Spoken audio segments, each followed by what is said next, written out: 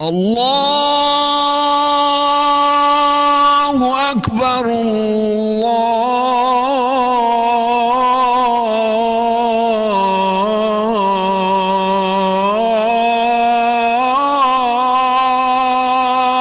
اکبر۔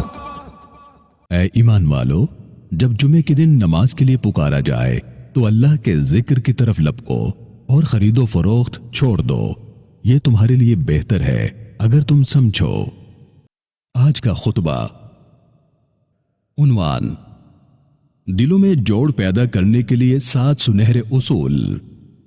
تحریر: فضیلت الشیخ حضرت مولانا پروفیسر محمد یوسف خان صاحب حافظہ اللہ تعالی۔ الحمدللہ، ہر طرح کی حمد و ثنا اللہ ہی کے لیے ہے جو بڑا مہربان اور نعمتیں دینے والا ہے، بلندی اور کرم نوازی فرمانے والا ہے۔ میں اس پاک ہستی کی حمد و ثنا بیان کرتا ہوں کہ اسی نے ہمیں جلیل القدر نوازشوں اور عظیم مہربانیوں سے مالا مال فرمایا ہے۔ بعد ازاں حضرت ابو ہریرہ رضی اللہ تعالیٰ عنہ سے روایت ہے کہ رسول اللہ صلی اللہ علیہ وسلم نے فرمایا، تم اپنے آپ کو بدگمانی سے بچاؤ، کیونکہ بدگمانی سب سے زیادہ جھوٹی بات ہے، اور نہ کسی کا راز جاننے کی کوشش کرو، اور نہ کسی کی ٹو میں رہو، اور نہ قیمت بڑھانے کے لیے بولی دو، اور نہ آپس میں حسد کرو، اور نہ ایک دوسرے سے بغض رکھو، اور نہ ایک دوسرے سے قطع تعلقی کرو، اور تم بھائی بھائی بن کر اللہ کے بندے بن جاؤ۔ میرے مسلمان بھائیوں، اس ارشاد نبوی صلی اللہ علیہ وسلم میں ایسی 7 باتوں سے منع کیا گیا ہے جن سے معاشرتی زندگی میں خرابی اور بے سکونی پیدا ہو جاتی ہے، اور دلوں میں جوڑ کے بجائے توڑ پیدا ہوتا ہے۔ اور اگر ان 7 برائیوں سے بچا جائے تو یقیناً ہماری معاشرتی زندگی محبت اور اخوت کا نمونہ بن جائے، اور آپس کا قلبی تعلق خوب مضبوط ہو جائے۔ ان میں سے پہلی بات جس سے رسول اکرم صلی اللہ علیہ وسلم نے منع فرمایا وہ یہ ہے کہ تم اپنے آپ کو بدگمانی سے بچاؤ، کیونکہ یہ سب سے زیادہ جھوٹی بات ہے۔ ایسا شخص جو دوسروں کے متعلق برے خیالات کو ذہن میں جمائے رکھتا ہے، وہ زندگی میں کبھی ذہنی سکون نہیں پا سکتا، بلکہ اسی سے باہمی نفرت اور دلوں کی دوری پیدا ہوتی ہے، اور وہ شخص خود اپنی ذاتی زندگی تعمیری انداز میں نہیں گزار پاتا۔ رسول اکرم صلی اللہ علیہ وسلم نے دوسرا اس بات سے روکا کہ تم کسی کے راز کی تلاش میں نہ رہو، کسی کی باتوں کی ٹو میں نہ رہو۔ معاشرے میں بعض لوگوں کی یہ عادت بن جاتی ہے کہ وہ دوسروں کے عیبوں کی تلاش میں رہتے ہیں، نتیجتاً انہیں اپنے عیب نظر نہیں آتے اور وہ اپنی اصلاح نہیں کر پاتے۔ خود تو برے ہوئے لیکن دوسروں کے عیبوں پر نظر رکھنے کی وجہ سے خود بھی دوسروں کی نگاہوں میں گر گئے۔ جب بھی انسان کے مزاج میں یہ بات آنے لگے تو فوراً اپنے ذہن میں رسول اکرم صلی اللہ علیہ وسلم کا یہ ارشاد لے آئے، جو شخص اپنے مسلمان بھائی کا عیب ڈھونڈتا ہے تو اللہ اس کے عیب کو ڈھونڈتا ہے، اور جس کے عیب کو اللہ ڈھونڈنے لگ جائے تو وہ اگر اپنے گھر میں بھی چھپ جائے تو اللہ پھر بھی اسے ذلیل و رسوا کر دے گا۔ تیسری بات جس سے رسول اللہ صلی اللہ علیہ وسلم نے روکا وہ یہ کہ تم کسی کی جاسوسی نہ کرو۔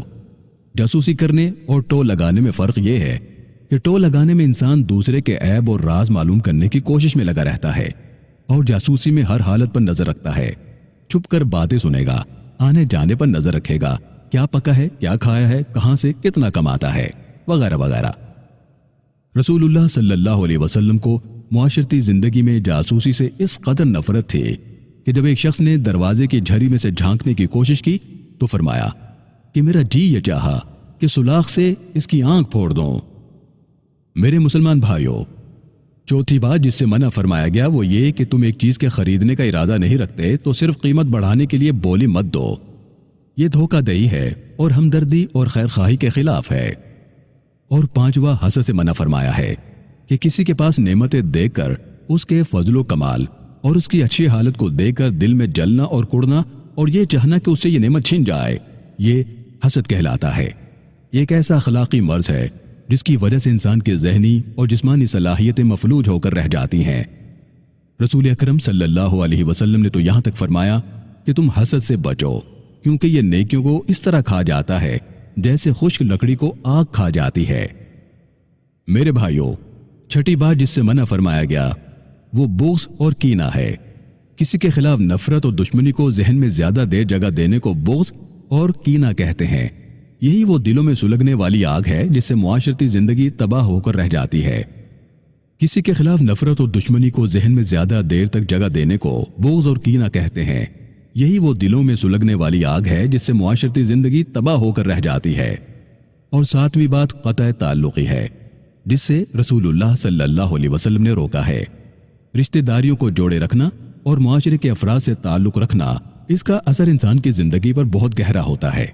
رسول اکرم صلی اللہ علیہ وسلم نے فرمایا، جو شخص یہ چاہتا ہے کہ اس کے رزق اور اس کی عمر میں برکت ہو تو اسے چاہیے کہ وہ صلہ رحمی کرے، یعنی رشتوں کو جوڑے رکھے۔